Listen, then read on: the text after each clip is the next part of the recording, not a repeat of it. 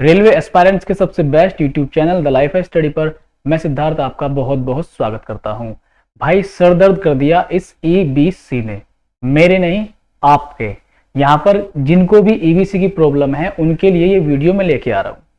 बहुत सारे कमेंट आए, बहुत सारे फोन कॉल्स आए, बहुत सारे डाउट्स इंस्टाग्राम, टेलीग्राम, व्हाट्सएप, हर जगह। यहां पर कुछ बहुत ज्यादा पूछे जाने वाले डाउट मैंने यहाँ पे नोट किए और इन पर मैं एक एक का बिल्कुल सटीक जवाब आपको यहाँ पे देने वाला हूँ। वीडियो बहुत इंपॉर्टेंट रहेगा, ऐसे सभी साथियों तक आप जरूर शेयर करना जो ईबीसी की प्रॉब्लम से जूझ रहे हैं। ये वीडियो बहुत रिसर्च के बाद मैं लेके आ रहा हूँ, बहुत सारे क्वेश्चंस यहाँ पे क्लियर हो जाएंगे। देखो, सबसे पहले ईबीसी के जो पहला क्वेश्चन है, मोहर किसका मान्य होगा? बड़ा सवाल है। नया इनकम सर्टिफिकेट के आधार पे बनेगा या ओल्ड इनकम सर्टिफिकेट के आधार पे बनेगा? इनकम सर्टिफिकेट ज्यादा ओल्ड या इनवैलिड हो तो क्या करना है? क्या सभी 250 पे वालों को ले जाना है? ठीक है। किसका सिग्नेचर मान्य होगा? बीपीएल कार्ड मान्य होगा कि नहीं? कैसे भरना है, भर के भी बताऊंगा। ईबीसी नहीं है तो रिजेक्ट कर देता है क्या? 50,000 तक का बनेगा या उससे नीचे का बनेगा? देखो, नीचे का बनेगा तो सबको मालूम है। एक बड़ा डाउट ये बनता है कि 50,000 का ही बना हुआ है तो चलेगा क्या? ठीक है, एनओसी के बिना रिजेक्ट करेगा। एनओसी के ऊपर अगला वीडियो लेके आऊंगा मैं। कमेंट योर डाउट, जो डाउट बने कमेंट करने हैं। गलती से ईबीसी लग गया है, ईबीसी गलती से टिक हो गया है तो क्या करना उस स्थिति में? ठीक, यहां पर एससी एसटी से हूं, एबीसी लगा दिया है, ईबीसी लगा दिया है तो क्या ईबीसी बनवा के लेके जाना पड़ेगा? कॉलिंग टाइम है आपका 6 से 7, शाम को 6 से 7 आप मुझसे कॉल कर सकते, बात कर सकते हैं। टेलीग्राम ग्रुप आपको जरूर ज्वाइन कर लेना है जो डॉक्यूमेंट वेरिफिकेशन और मेडिकल के लिए बनाया गया है। ज्वाइन करने का रीजन ये है, जितने भी सारे लोग वहां पे जुड़े हैं सभी का डीवी और मेडिकल होना है, लगभग होना ही है सबका। तो लगभग 3,500 लोग इस ग्रुप को ज्वाइन कर चुके हैं। वो ग्रुप 24 घंटे चलता रहता है, उसमें एक दूसरे की हेल्प करते हैं आप जैसे सारे लोग मिल करके। तो एक दूसरे की हेल्प करो, बहुत अच्छा रहेगा, आपको भी सीखने के लिए मिलेगा और इसमें मेरा भी काम आसान हो जाएगा। तो यहां पर देखो, मैं एक एक करके जवाब देता हूं। मैं सबसे पहले आपको लेकर के चलता हूं पूरे के पूरे परफॉर्मा पर। ठीक है, परफॉर्मा दिखा देता हूं मैं आपको। ये रहा परफॉर्मा पूरा का पूरा आपका ईबीसी का। ठीक, तो ये आपके सामने ईबीसी का परफॉर्मा, पूरा का पूरा परफॉर्मा आपको कहां से मिलेगा? 2019 का जो नोटिफिकेशन है आपका उसमें मिल जाएगा। आप लोग टेलीग्राम ग्रुप ज्वाइन करेंगे, वहां पर भी हम लोग पीडीएफ प्रोवाइड करा देंगे। ठीक है, तो देखो ये पूरा का पूरा परफॉर्मा है। सबसे पहले मैं आपका डाउट क्लियर कर देता हूं कि 50,000 से कम का चलेगा या 50,000 तक में चल जाएगा। बात करते हैं जो इस पे लिखा हुआ है उसके अकॉर्डिंग। इस पे साफ साफ लिखा हुआ है, अगर आप ध्यान से देखेंगे, economically backward class will mean the candidate whose family income is less than. देखो यहां पे लिखा हुआ है लेस देन, ध्यान दो, लेस देन 50,000 पर एनम। तो लेस देन 50,000 पर एनम आपकी इनकम होनी चाहिए तो आपका ईबीसी बन जाएगा। तो जिनका 50,000 ही है एग्जैक्ट इनकम, उनका ईबीसी नहीं बनेगा। ठीक, नोटिफिकेशन के अकॉर्डिंग बता रहा हूं दोस्तों। तो ये जो चीज लिखी हुई है तो रेलवे की ओर से लिखी हुई है, ठीक है, मान्य होगी बात। ठीक है, फिर मैं इसमें और चीजें आपको दिखा देता हूं।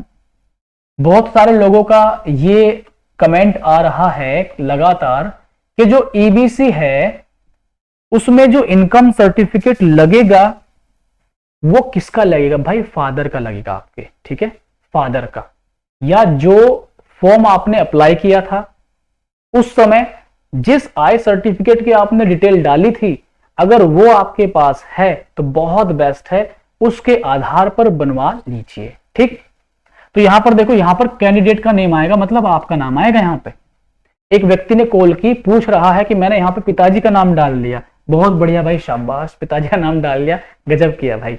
भाई दोस्त आपका नाम आएगा, जैसे आपका नाम कुछ भी होता है, सपोज दैट आपका नाम सिद्धार्थ है तो आपका नाम यहां पे आ जाएगा। ठीक है, फादर का नाम तो सिद्धार्थ के फादर का नाम यहां पे आएगा। ठीक, यहां पर जो एज आएगी, अब कंफ्यूजन बनेगा आपके अंदर कि यहां पर एज किसके लिखें, तो भाई यहां पर जो एज आएगी वो सिद्धार्थ की आएगी, मतलब कैंडिडेट की एज आएगी। ठीक है, यहां पर जो एड्रेस आएगा वो आपका और आपके पिताजी का एड्रेस सेम ही होगा, तो वो एड्रेस डाल देंगे आप लोग। फिर यहां पर आप यहां पर क्या डालेंगे? Annual family income. भाई फैमिली इनकम डाल देंगे आप यहां पर, जितने के इनकम पे आपका मतलब इनकम सर्टिफिकेट है, वो यहाँ पे फैमिली इनकम आपकी डल जाएगी। 49,000 हो, 49,500 हो, मतलब 50 से चाहे 1 रुपया कम हो, लेकिन यहाँ पे वो इनकम आपकी आ जाएगी। ठीक है, 5वें नंबर के पॉइंट में। फिर सबसे बड़ा सवाल यहाँ पर ये भी आ रहा है कि यहाँ पर सिग्नेचर और नाम, देखो बहुत सारे लोगों के दिमाग में डाउट बनते हैं, यहाँ पर ना तो आपका सिग्नेचर और ना आपका नाम आएगा। यहाँ पर जो इशुइंग अथॉरिटी है, इशुइंग अथॉरिटी उसका आएगा। अब इशुइंग अथॉरिटी कौन सी होनी चाहिए वो भी आपको समझना है। सबसे पहले मैं मोहर के बारे में बता दूं, मोहर कैसी लगेगी, तो ध्यान दो, एक मोहर तो इस तरह वाली होती है, मतलब जिसको हम रेक्टेंगल टाइप में मोहर बोलते हैं। एक मोहर होती है हमारी गोल वाली, ठीक है, एक मोहर होती है गोल वाली। तो दोस्तों आप ध्यान रखें, दोनों लगवाओ, ठीक है, दोनों लगवा लो।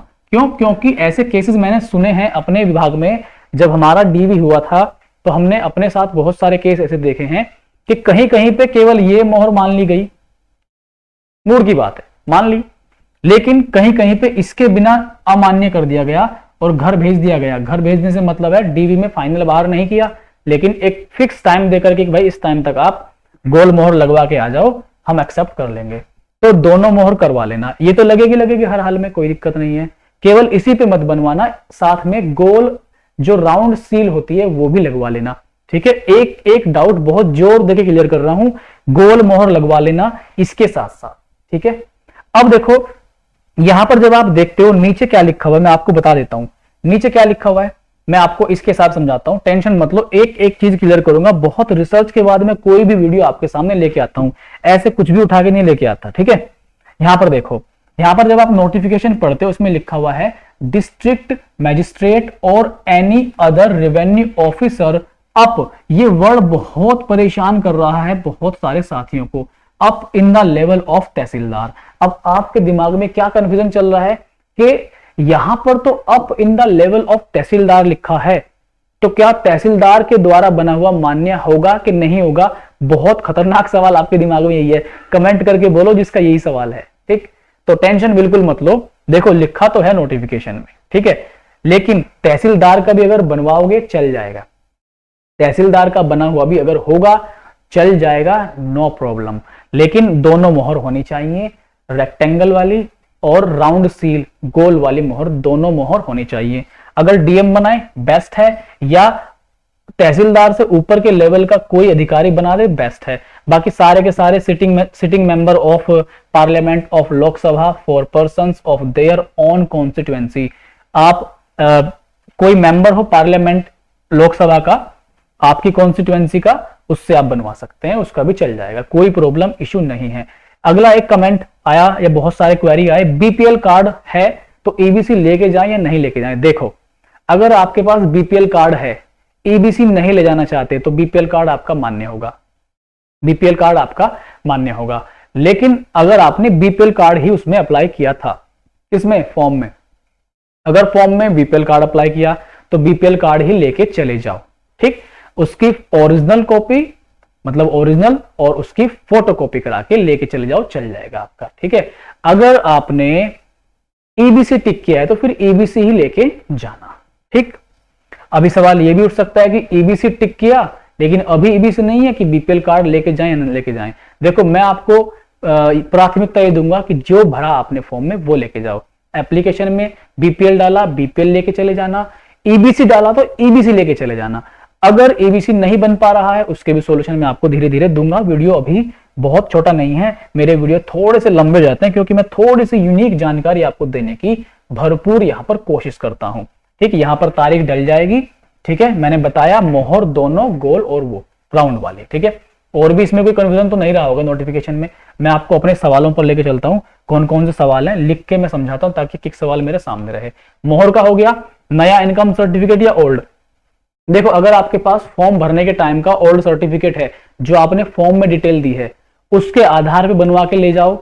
ठीक, अगर उसके आधार पे आपका तहसील से बन गया चल जाएगा, कोई प्रॉब्लम नहीं है। कहीं कहीं पे दिक्कत ये भी आ रही है कि लेखपाल आपको ये बोलता है कि नहीं मैं तो नए के आधार पर ही बनाऊंगा, तो नए के आधार पर भी अगर आप ले जाते हैं तो चलेगा, कोई प्रॉब्लम नहीं आएगी। ठीक है, डोंट वरी, कोई प्रॉब्लम नहीं आने वाली। पुराना है पुराने के आधार पर ले जाओ, अब नया है तो नए के आधार पर ले जाओ। ठीक, इनकम सर्टिफिकेट ज्यादा ओल्ड है, इनवैलिड हो तो क्या करेंगे भाई? नया इनकम सर्टिफिकेट बनवा लेना फिर। अगर इनवैलिड हो गया है आपका सर्टिफिकेट, अमान्य घोषित हो गया है, 3 साल ज्यादा का टाइम अगर हो गया है, तो नया बनवा लेना 50,000 से कम का, उस पर बनवा लेना, चल जाएगा, कोई प्रॉब्लम नहीं आएगी। ठीक है। क्या सभी को 250 रुपए पे वालों को बनेगा? देखो, ओबीसी और जो यूआर कैटेगरी वाले भाई हैं, उन्होंने अगर 250 रुपए जमा किए हैं तो उनको बनवाना है।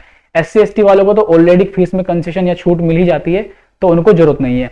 अगर उनसे गलती से टिक हो गया है तो आप लोग एफिडेविट करवा लेना, इस गलती की हाथ जोड़ के माफी मांग लेना, और कुछ नहीं। ठीक। मोहर कैसा? दोनों, राउंड और गोल दोनों। किसका सिग्नेचर मान्य है? सिग्नेचर किसका मान्य है मैंने बता दिया आपको, तहसीलदार का भी चल जाएगा भाई साहब। ठीक है। फिर इसमें बीपीएल कार्ड मान्य होगा, मान्य होगा। कैसे भरना मैंने बता दिया। ईबीसी नहीं तो रिजेक्ट करता है क्या? हाँ, ये बढ़िया सवाल है। सपोज दैट किसी कारणवश आप ईबीसी प्रोड्यूस वहां पे नहीं कर पाए, सपोज दैट ईबीसी प्रोड्यूस नहीं कर पाए, बीपीएल कार्ड आपके पास है नहीं, ऐसा कुछ कंडीशन लेके चलते हैं, ये सवाल बहुत ज्यादा आया है। तो देखो, ईबीसी अगर आपके पास नहीं है तो दोस्तों दिखाना ही पड़ेगा आपको ईबीसी, वरना आपको घर भेज देगा, टाइम देगा कि भाई लो इतना टाइम देता हूं, ईबीसी बनवा के लेके आओ किसी भी हालत में। ठीक है। तो ईबीसी बनवा लेना, पक्का बनवा लेना। 50,000 से कम में ही बनेगा, ये बात ध्यान रखो, 50,000 तक में नहीं, क्योंकि नोटिफिकेशन में लिखा हुआ है। ठीक है। गलती से ईबीसी टिक हो गया है तो आपको करना क्या है?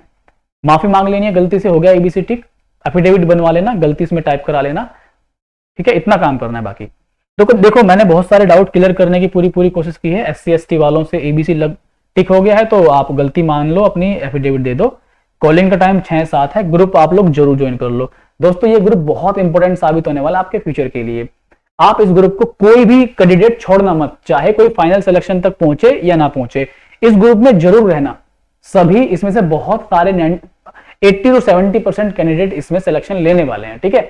तो ये भविष्य में भी आपको फायदा देगा, म्यूचुअल ट्रांसफर में, बहुत सारी अन्य तरह की, तो कभी मत छोड़ना, आपका फायदा है। बाकी छोड़ सकते हो, मेरा स्वार्थ कुछ भी नहीं है। ठीक है।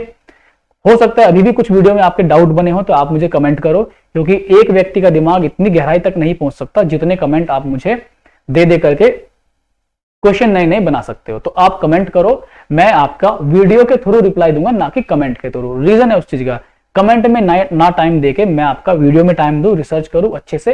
एक वीडियो 1000 लोग देखो, 10,000 लोग देखो, कोई फर्क नहीं पड़ेगा। ठीक है। तो कोशिश है कि वीडियो आपको ठीक लगा होगा, समझ में आया होगा। आप लोग इसको किसी भी ग्रुप में, दूसरे रेलवे ग्रुप में आप हो, किसी भी दूसरे चैनल के ग्रुप में हो, वहां पे भी शेयर करो, कोई प्रॉब्लम नहीं है, उनकी हेल्प हो जाएगी। ठीक है। अगले वीडियो में मिलते हैं, टॉपिक बताइए, वीडियो आपको मिल जाएगा। आज के लिए बहुत बहुत नमस्कार। डीवी और मेडिकल वाले सभी भाइयों को मेरी ओर से all the best, best of luck guys. Calling time 6-7, आप लोग कॉल जरूर करें, मैं आपसे डायरेक्ट बात करूंगा। Bye guys, see you soon, take care.